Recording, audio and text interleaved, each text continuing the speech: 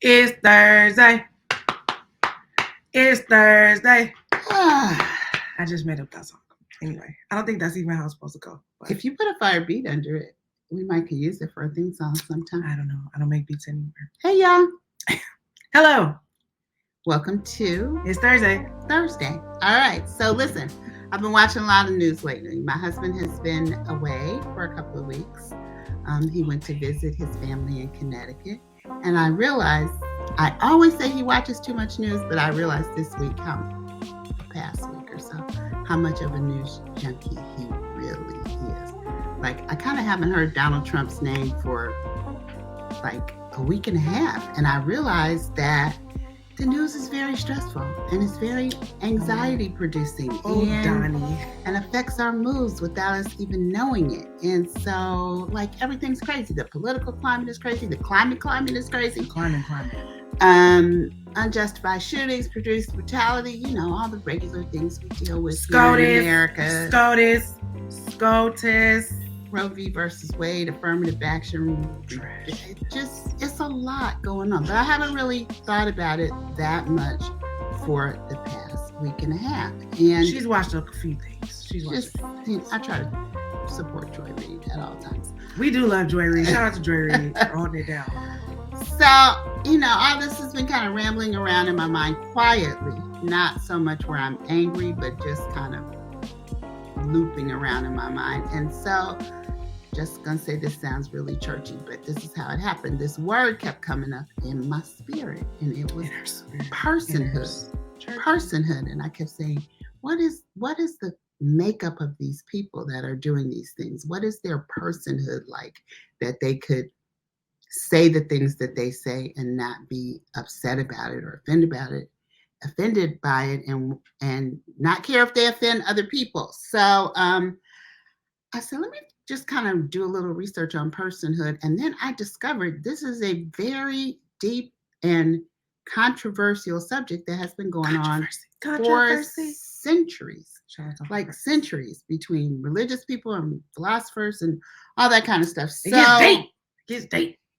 It encompasses a lot, but it also just encompasses the qualities, the attributes, the identities of individuals, and how do you respect that? How do you consider that? So I've learned a lot in my research, and if any of this sounds interesting to you, or you never thought about personhood or understood it or wonder what the heck we are talking about, stay tuned, because this episode is for you.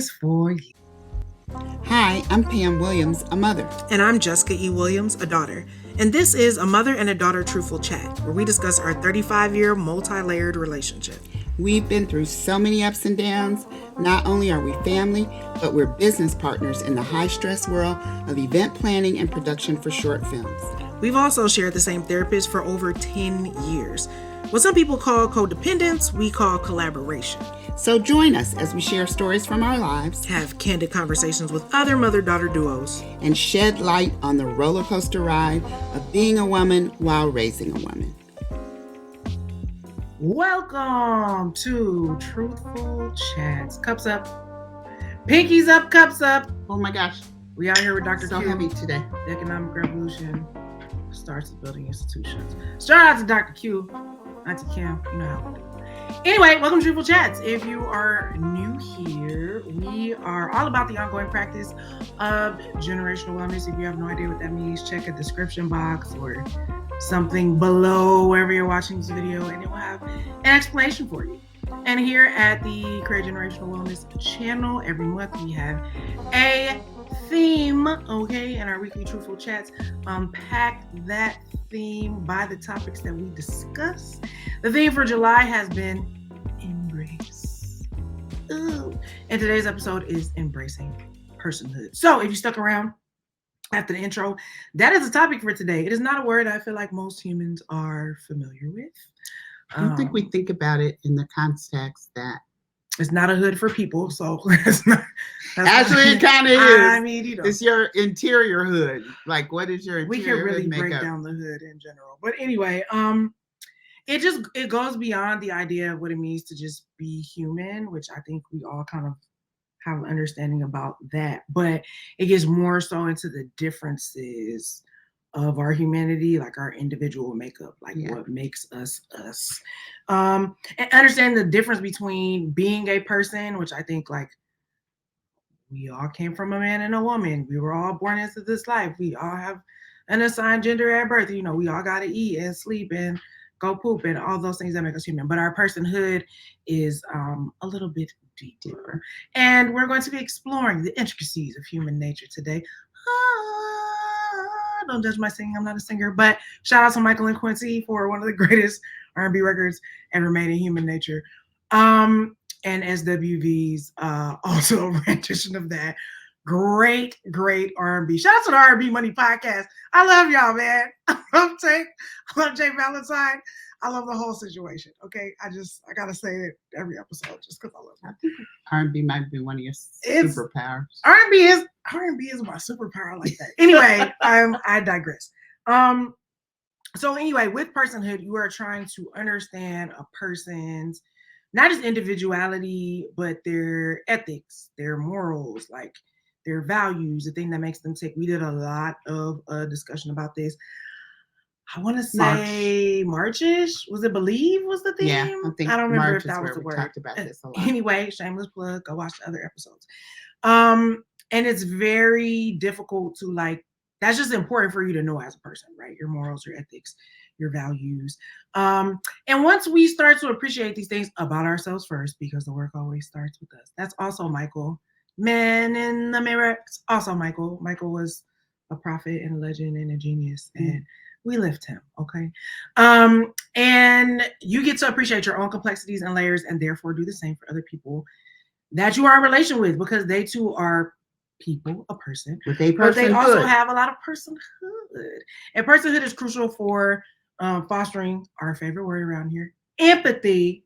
Okay, it's just important to empathize and sympathize with their fellow man. It also helps with respect, making great decisions, hopefully ethical decision making, which ethics for some people is a spectrum, and it's fluid. I don't know that I believe that. Sexuality, I give it to you. Ethics and morals, meh, but it just depends because everybody's ethics and morals is different. That's a part of their personhood. But it also helps in recognizing unique perspectives, experiences, identities, identifying your needs, desires, and how to deal with each other in equity, dignity, and fairness. So we're going to get into a little bit more the personhood concept. And the theater geek in me was very excited about this. Was developed. It is a Latin word based on the word persona, which we are all, fortunately or unfortunately, probably all too familiar with. And so it is the idea that when actors would be acting in ancient times, performing in ancient times in the stage, they would take a mask and put on a persona to illustrate themselves being the character. Over the years, it has developed in various ways, I guess because of psychologists and philosophers and religion that sometimes may have needed to add to that discussion, but sometimes may have not, or just didn't know how to do it in the right ways, because you know that happens in religion sometimes. You be having solid points, but you always know how to articulate them, okay? So anyway, it is evolved into persona, personhood, to again discuss distinct identities, consciousness, social roles, et cetera, et cetera, et cetera. So philosophers usually are referring to it when it has to do with morals. So, you know, unfortunately, our society is modeled after a lot of Greco-Roman ideologies. And I just think morally, I don't know that they should have been talking. You know what I'm saying? There was a lot of great thinkers who also had hypocritical children thinkers that they were sleeping with. So I'm not trying to throw stones, but it's curious, okay, that they define personhood by moral standards, yet they were not living up to all of that. The same could be said for the Bible, though, as well. There are, contrary to popular belief, there are not stories of perfect people in the Bible. That was very, very ratchet on many, many occasions. But God and God's grace made the difference. And that's really what that story is about. It's about a divine being trying to reconnect to a ratchet humanity who made some executive decisions that weren't the best, but now we can come back and be reconciled. That was the gospel really in 30 seconds or less. I'm not new to it, okay? I'm true to it. The hood gospel. Just because it gets all complicated sometimes with all of these religious things. It's very simple. Anyway, but based on that, personhood and the evolution of it is really about deciding like rights to life, right? Inherent dignity, who matters, why they matter, who has lesser rights or lesser value in a society, lack of, full moral value associated with who the person is, status, money, religion. And let's just say this, okay? We could name things. BLM, anti-Semitism, stop Asian hate, abortion rights, women's rights, LGBTQ plus IA rights, rights for the differently abled. All the things really boil down to a level of understanding personhood, right? And the fact that whenever people are invested in using personhood as a weapon, I would say weaponizing personhood, taking our distinctions and our individualities or the things that make us unique, right? And using it to say, well, because those people are like that, they don't deserve this. Or because these people are like that. And who made you the judge? We should kill them. This is all I'm trying to say. This is why some of us believe that there should be a higher power and a higher authority. Because as far as I'm concerned, I didn't create myself. So I don't feel like I get to make all the rules and decisions, okay? I feel like I'm a created being. Therefore, something should come from outside of myself. Do you understand? Because if it's up to us, we just going to do what's in our best interest at all times. And that's never really a good sign. So we'll talk more about that. But exploitation of personhood affects society overall is important, because what we learn outside our homes affects inside our homes, right? And affects us as people. And if we are not rooted and grounded in our own personhood and know who and what we are and what we believe and why we believe it, and we treat ourselves a certain way, therefore we treat others a certain way, therefore we walk through the world in a certain way. You may fall victim and prey to somebody else's agenda because you haven't done the personhood work, which there's a reason they keep it from you. But anyway, more on that, Pam. Yes. So Marianne Warren is kind of a thought leader. In the personhood, she's still alive, but she's in the personhood, a Caucasian woman, which that no, she definitely is. In the personhood space, concept space, thought. She was a writer and a philosopher, and one of the predominant leaders on this subject. If you hear anybody talk about personhood, they'll probably refer to Marianne Warren and her principles. A godmother. So she outlines several criteria that can be used to determine if something is a person and therefore has personhood. Does that make sense? Yes. So how do we determine if something is a person, number one, and as them being a person, do they have personhood? And these are the criteria of what makes up someone has a personhood, therefore they must be a person. Right? We're going to read these because intellectual property. And we want to really get it right. So the first one is sentience. That's the UK pronunciation, or sentience, if you want to pronounce it in the American thing. Dialect. But it refers to the capacity to experience sensations, emotions, and pleasure or pain. Sensations, emotion, pleasure, or pain. So an example of this is your dog. Your pet could be sentient, your dog or your cat. If you rub it on the stomach or whatever, it feels something. You can see that it moves a certain way. I know, right? Or if it's frightened by a loud noise, July 4th, the firecrackers, so this, that, and the other. You can see that your pets were even affected by that. So that means that they're sentient. It makes them sentient beings. The next one is emotionality. So emotions play a significant role in our lives, because consider how you feel. You're happy, you're sad, you're depressed, you're anxious, you're scared. It's an essential aspect of personhood, and it allows you to form deep connections with others, navigates your human relationships. All right, then we're going to move on to reason, which is the ability to think, reflect, make decisions based on rational thought process. You weigh options, you solve problems, you decide what the consequences can be, you make those ethical choices. And for example, am I going to cheat on this test? Am I going to lie on my taxes? Am I going to run through the yellow light when I really should stop? Am I going to cheat on this person? Right, exactly. Decisions. So your ability to reason helps you make the right decisions. All right. And then capacity to communicate.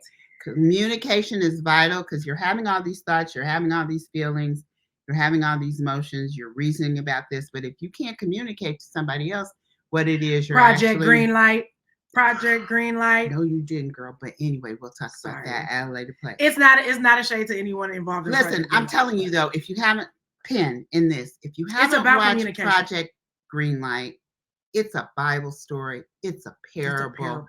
It's an Aesop fable. It's all the things, the lessons and the things that happen in this season's Project Greenlight. So for those of you who may not be familiar, Project Greenlight is a show that was, I think, originally created by Matt Damon and Ben Affleck, I want to say.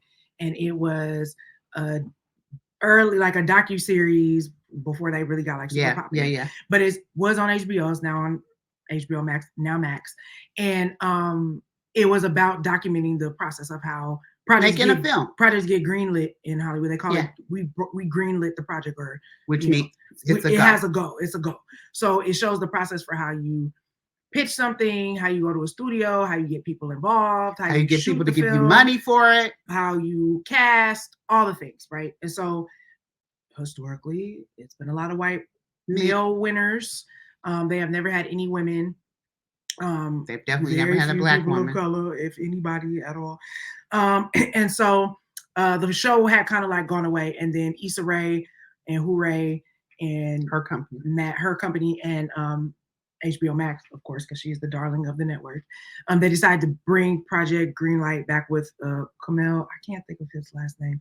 Gina Prince Bythewood. All people Issa brought in.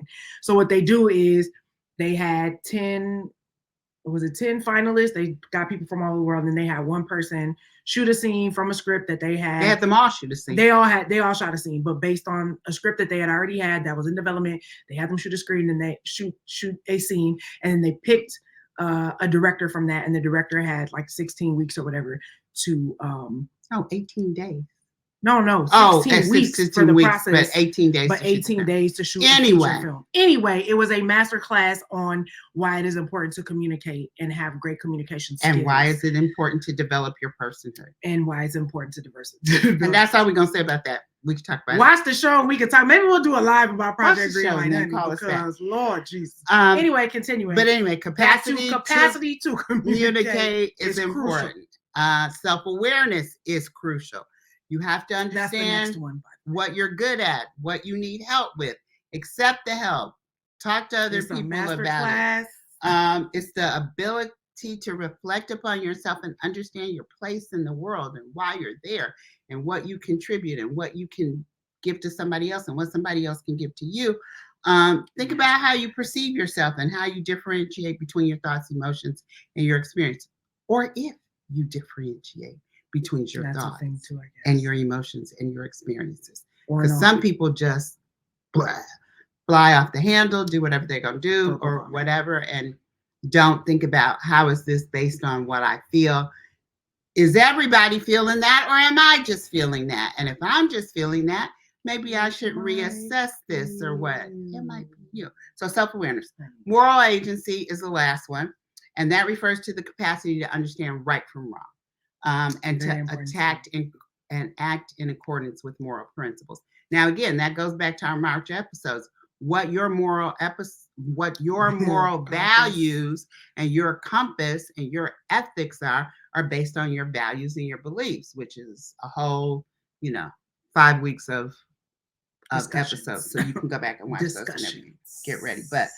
But a person with moral agency recognizes the impact of their choices and their words and the consequences that they bring. Oh my God, I'm thinking about Project Greenlight. Right. But anyway, a master class.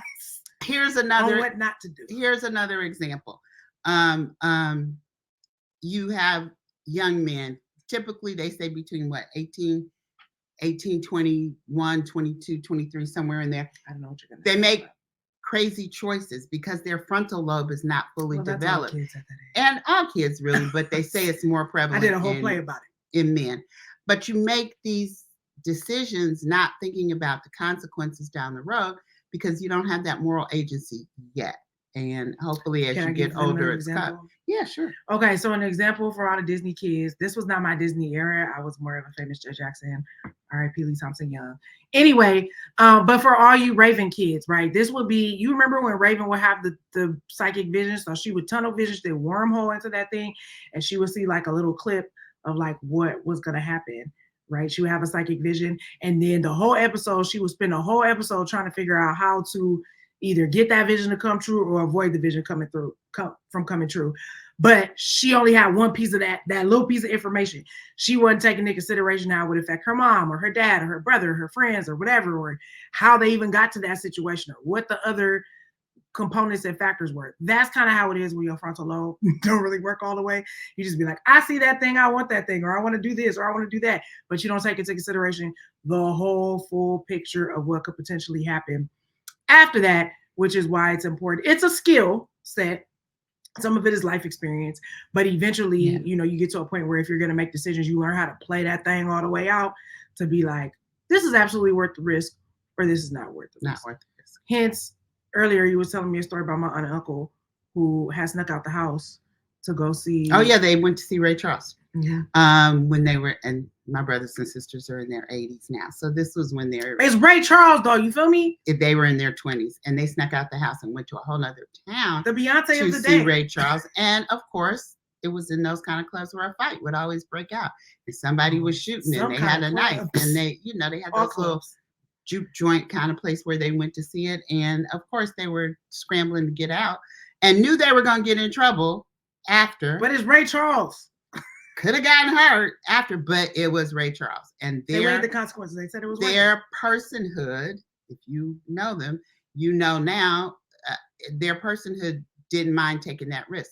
My other sister, however, would not have ever taken that risk because her personhood was not like that. She was like, I don't want to feel the wrath. I don't want to feel the wrath. I don't want to take the chance. Y'all gonna get in trouble, whatever. So it's just a matter of understanding who you're dealing with, what their makeup is, and how that relates to you. So why is this important to us over here at Create Generational Wellness? Because we're trying to have generational wellness. I mean, basically, we're trying to help you look at the things in your family, in your life, in our families, in our life that impact our relationships with each other and subsequently with our children, and what legacy are we leaving our children, and how are they learning to navigate through life based on what we're doing. And if there is a place where we can make a change and make it better for the next generation, then that's what we're hoping to do. That's why we share these things with you, because we're like, if this is going on in your family, think about it and kind of look at a way that you might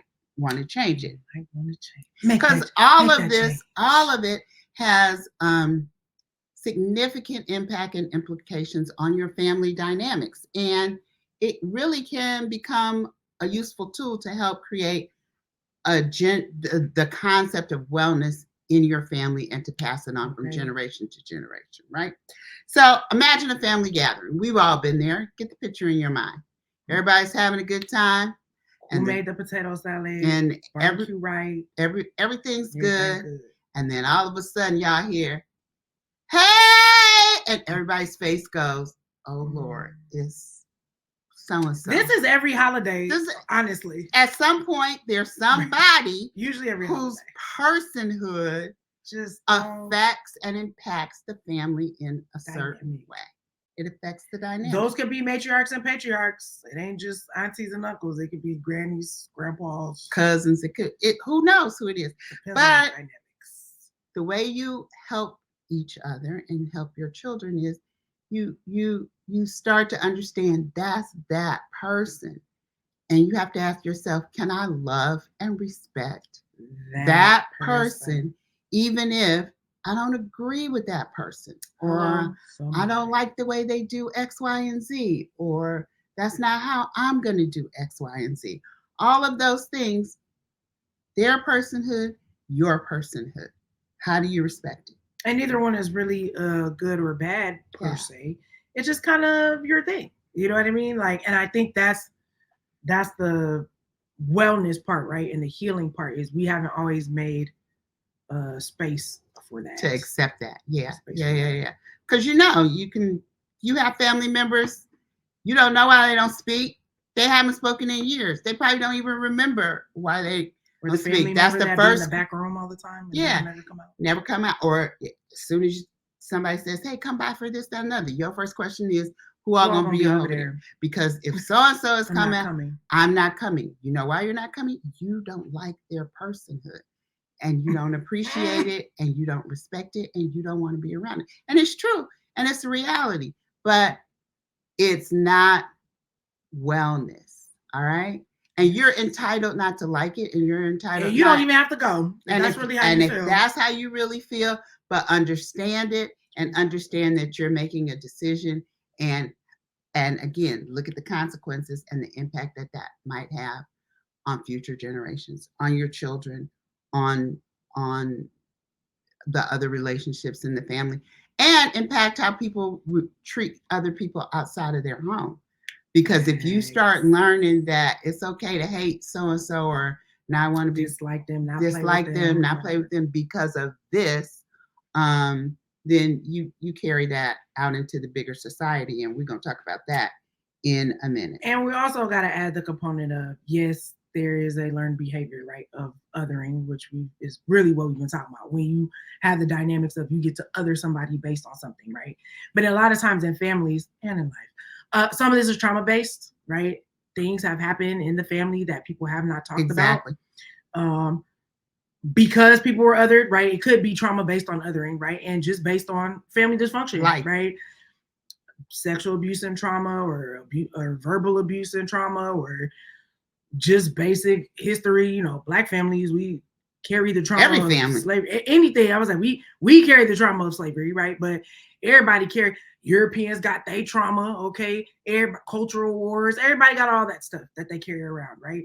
And so I think a good example of that, since we may be stepping on toes, okay, we'll talk about somebody else. We'll talk about a secondary reality. Talk about a secondary reality. It's important. So Deliverance from Eva, if y'all remember that movie, Gabrielle Union was in it, Megan Good was in it. I want to say it was a bunch of LL Cool J was in it, of course, and a bunch of other people. I can't remember the sisters. All the sisters were great. It was fun. It was a good time. Anyway, in that movie, if you haven't seen it, spoiler alert, but they lost their family, two of their family members, their parents, right? So these are think of the Dandridge sisters. And so their parents were killed in a car accident. Eva, played by Gabrielle Union, was their oldest sister. And so based on that trauma, she ended up becoming the parent. She had to get rid of her personhood, right? And become a survivalist and take on the personhood of being the caretaker and parent for all of her sisters.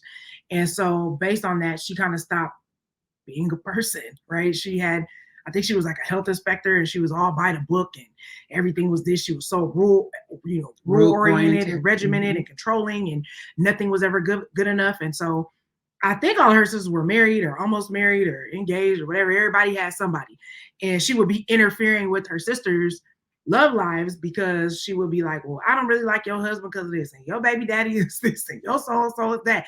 And she was very meddling, right? And so we all got somebody in our family like that. And so the men in the family, I think Dwayne Martin was in it too, actually, now I think about it. They decided, like, enough of Eva. Like, we sick of Eva. We trying to be with the sisters. This is our wife. We getting engaged. We having a baby. Like, this ain't got nothing to do with her. She need to get her own life. In walks light skin, lip licking, bald headed. We love Elle. We not hating. So he walked in, and they set the perfect man. The perfect man, right? They set him up in an attempt to get Eva to care about her own life and be concerned about her own personhood. And she was, and they fall in love, and things go crazy because, like, they had a screenwriter for this, except for right now because the WGA is on strike, and so it's SAG, y'all hold firm, okay? Because the corporations ain't respecting nobody's personhood, therefore, again, we back to personhood, okay?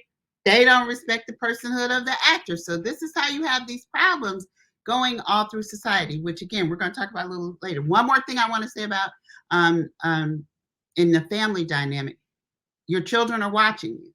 So whatever the dynamic is of personhood, of how you're treating other people in the family, your children are watching, they're learning from you, they're learning how to be a person in society from how they see you treating other people.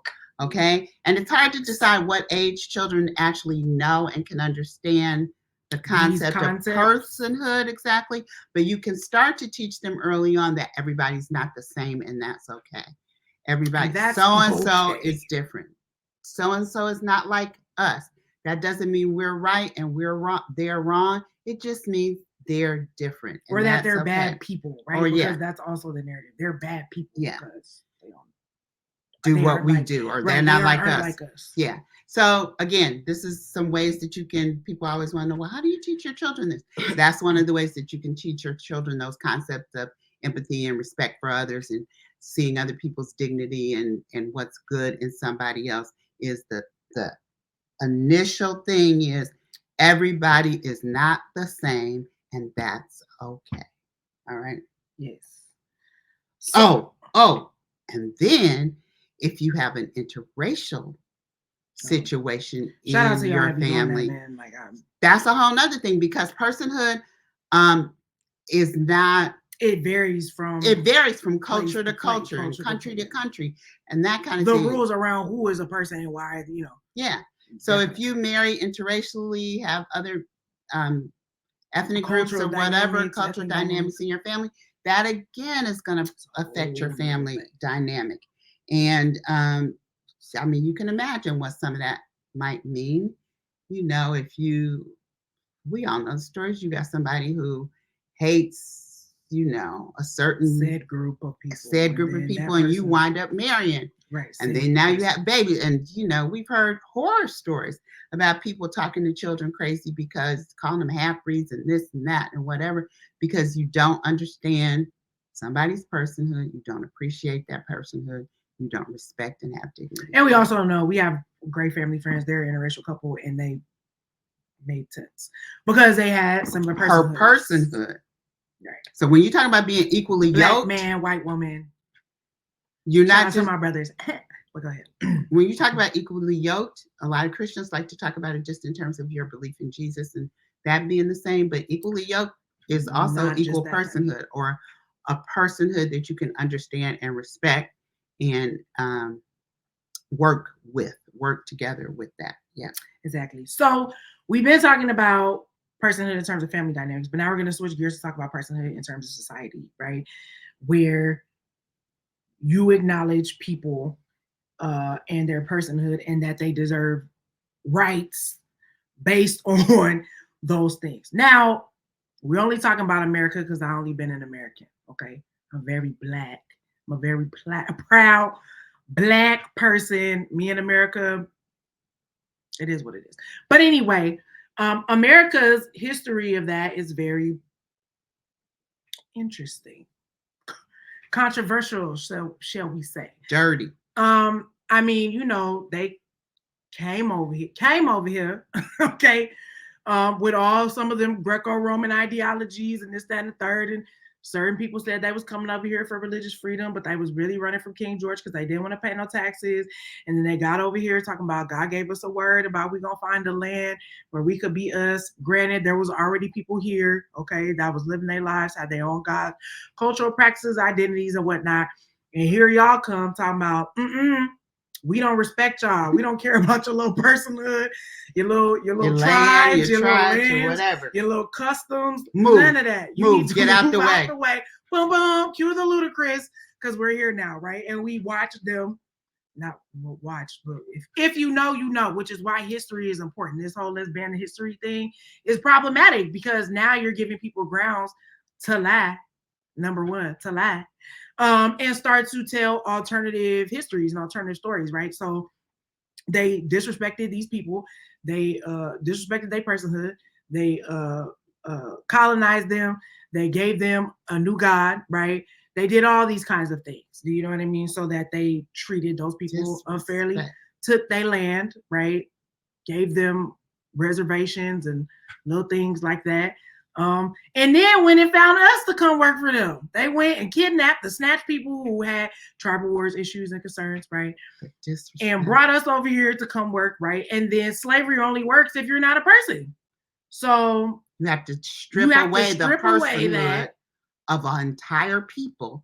And convince other people that that's a thing. That's the thing to do. So, I mean, shout out to the Quakers and, everybody that went down. We saw the slavery, John Brown, Hitler, everybody. But, pick a thing, okay? And they was already doing that in Europe, talking about the Jews ain't this and that. You know what I mean? It all starts the same thing. Small brains. You got fangs. You not this. They have to dehumanize you, right? Black women don't feel pain when they give birth. They got to strip you of all that, make you not a person. Dehumanize. And so whether it is Black people, whether we're talking about racial inequality, sexual inequality, inequality for people who are disabled, or whatever, worker inequality, whatever the thing is, right?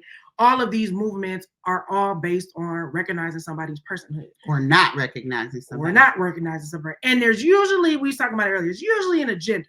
There's usually some dollars attached.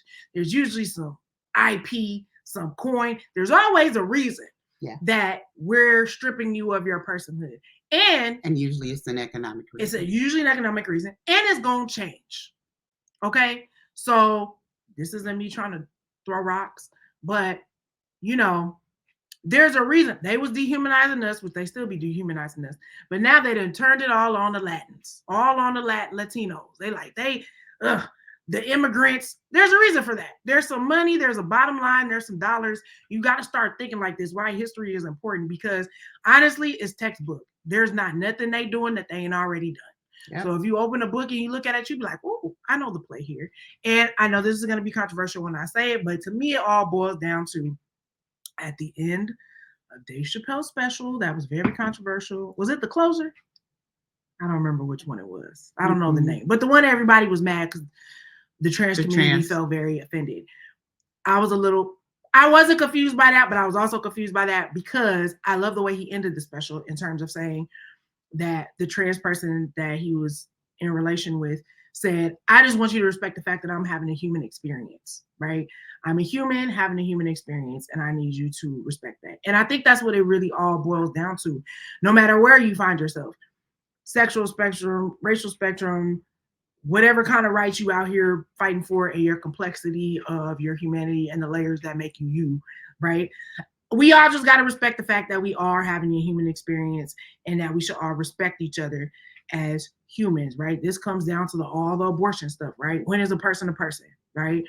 Who gets to make that determination, right? Is it when they start with sentience and emotionality and rationality and all that, or is it before that? Capacity to communicate. Everybody making their own executive decisions. I know what I believe, but I'm about to put my beliefs on you. So all of that comes down to figuring that stuff out, right? And because it affects laws. What you personally believe, right, gets into laws. Laws are made by man, right? Yeah. And so whatever your personal beliefs are, you're gonna try to inject that, as we've seen on the Supreme Court. I don't know nobody that could fully lie in their job interview. Okay, fully lie, 100% lie, and then we expose you, and they go, well, there's nothing we can do because it's a lifetime appointment. Everybody else would be fired. You lied on your application. You lied in the interview. Get out of here. But laws are reflective of the people that create them. Yeah. Now we having a whole personhood debate, as we talk about strikes and whatnot. About the AI. AI, right? Is technology. Are we going to be in a space soon where we consider that personhood? And artificial intelligence and what is human versus non-human. It's all Westworld. Okay. At the end of the day, I'm very mad we didn't get it last season. I don't know who I need to talk to about it. Yeah. I feel like we need a Westworld movie just to wrap things up. We was going somewhere. We was saying something. But a lot of that show, what was amazing about it was the underlying discussions aside from the stories, which is great. But when were we supposed to consider these robots humans?